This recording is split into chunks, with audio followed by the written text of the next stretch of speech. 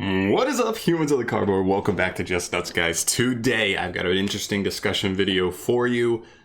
Listen, there's still a lot of unreleased Vrains archetypes that have never come out into the TCG or OCG for that matter, and I think we're gonna get them at some point, right? Like, I think it just makes sense. We got Sun Avalon last year, we got Ignister. Was that Ignister at the beginning of last year or just before that? Right, so we've been getting them. They've been keeping an eye out, and I think we're going to get more this year, most likely, or 2022. I mean, like next year.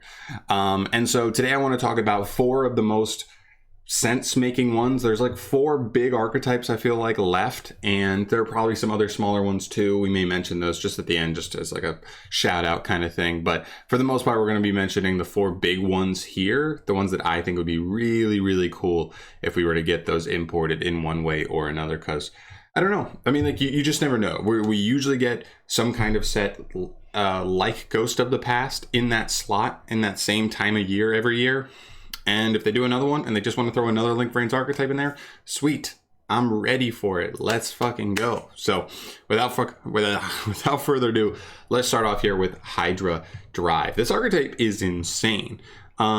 This is played by Bowman. And Harlan. I don't know who Harlan is. I sort of know who Bowman is. I didn't watch the anime, but I'm still excited for these archetypes.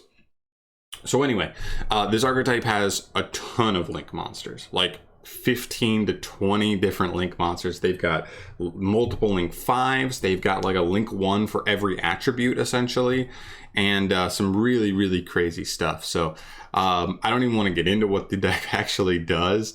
Apparently it doesn't really use lights and darks, but it uses like the elemental attributes, which is pretty cool. But yeah, I mean, you just go through and there's like a lot of interesting stuff here. A lot of link 1s, couple interesting cards. They have like some link 5s. This card's like crazy. It kind of reminds me of the Buster Blader fusion in the way that it like kind of just blanket negates the whole field. Really, really powerful card there. And yeah, you just go through. There's going to be some good cards, of course, some garbage cards as well. And that's one thing to keep in mind with a video like this is you also have to expect that if Konami's going to import any of these archetypes over to the actual physical card game, they got to update some of the anime-ness of these cards. Some of them are horrible and they need to make them better. Some of them are busted because they just need them to be crazy for one episode, and they need to change that so that it's not quite as busted in the TCG or OCG. So very, very cool. Hydra Drive is definitely a really interesting one. I love that it's just all over the place, and if they actually printed all of these cards, like, the deck would have so much to work with, and I guarantee you'd be something pretty good. Next up, we move to the Ignis characters, because there was an Ignis for every attribute, and so they all had their own archetype to go with it. So as we move forward here, we've got ourselves G Golem to start us off. This is played by Earth Ignis in the show. It's a pretty cool looking archetype. I really like the design for a lot of their cards. They have their own Crystal Heart, just like how Marincess has their own Crystal Heart.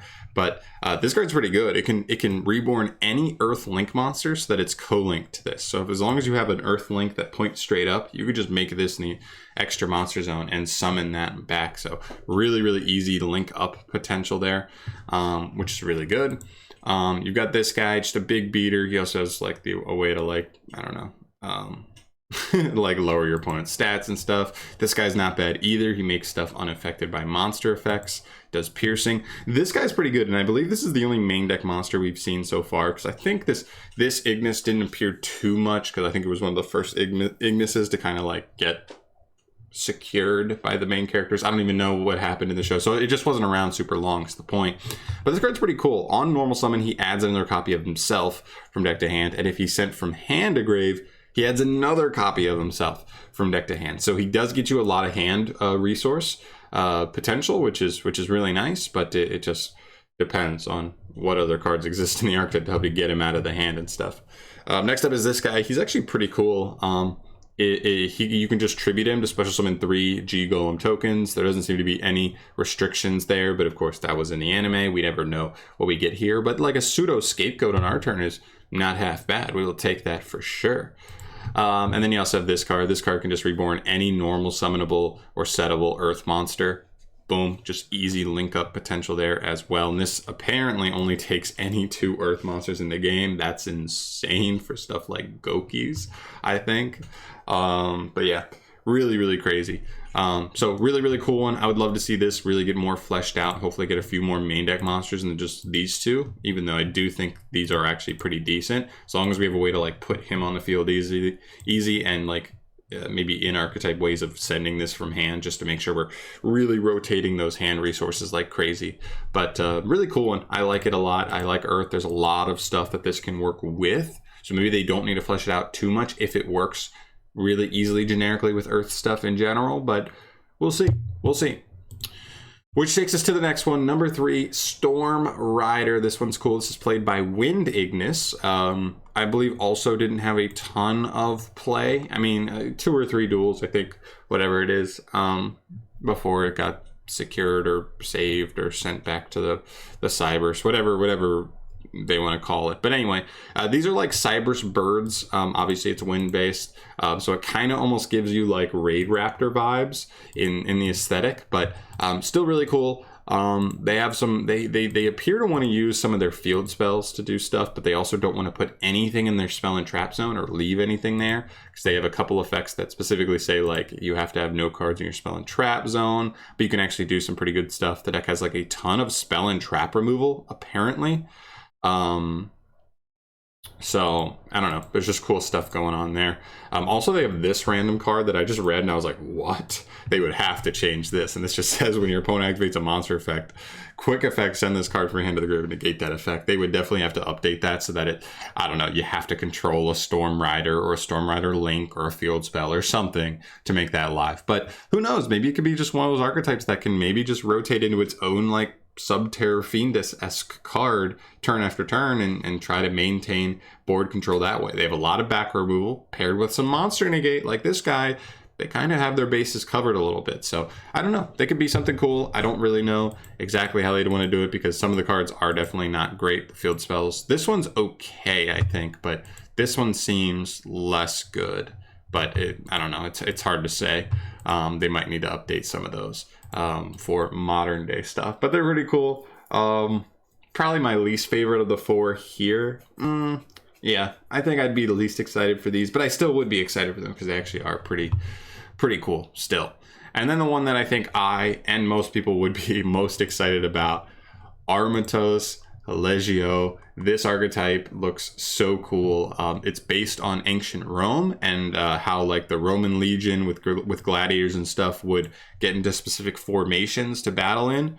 And so a lot of their link monsters kind of work that way, where they say, depending on how things are co-linked, whether they're linked or co-linked or just being pointed to, whatever, they gain different like effects that like help them either maintain a board control or whether it's battle shenanigans, protection, disruption, whatever. They all gain different effects depending on how you set up those link arrows turn 1. So well, not just turn 1 but throughout it. So really cool there. And they have some really crazy stuff. So let's see, where's a couple of these cards. So this guy, just on if he's normal summoned, you can just add the field spell from deck to hand, and the field spell is like insane. This card's also insane. We'll come back to him in just a sec here, but the field spell is 1 on activation. It's just Rhoda, right? It's a monster searching field spell, great.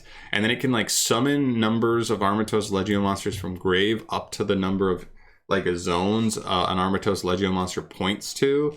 So you could potentially just like drop 2 free Armatos Leggios from grave, as well as like as well as just getting a free Rhoda. So this card's like insane. And like I said, you have a monster that searches it like for free, plus like Signet Mining gets this guy. So you get that card like so freely. It's insane. This card's a pretty insane link monster as well, assuming we're able to link up pretty easily in the deck. This card says once while it's face up on the field, quick effect, target cards on the field and or graveyard up to the number of monsters co-linked to this card, return them to the hand. I don't know if that seems familiar, but that's literally Firewall Dragon's effect. That's crazy. Second effect, if your opponent activates a link monster's effect while this card is linked, you can quick effect negate the activation, and if you do, destroy that card. So it is a link monster negate as well as having that firewall bounce. This card is actually pretty crazy. because Firewall's crazy. I mean, like, we know that. So if it's in Archetype, maybe even easier to summon, and great. There's a bunch of other monsters here. Obviously, we could go through there, but ideally, we just want them to be able to facilitate us being able to link up so that we can set up our Armatos Leggio link monsters pointing the way we want to. And because of that, a lot of our main deck monsters aren't very beefy, but they help get to the link potential that we're looking for. So a lot of cool stuff, though. A lot of cool stuff. I think this one would probably be the fan favorite archetype. Keep in mind, guys, that like we already have also just like a ton of really solid generic cyber support out already. None of these archetypes appear to lock you into their types. So like it doesn't appear that Armatos Leggio locks you into lights, Storm Riders lock you into winds, G-Golems lock you into earth or anything. So even stuff like the Code Talker extenders become interesting, and Code Talker extract monsters in general, doing transcode plays to help you link up like crazy.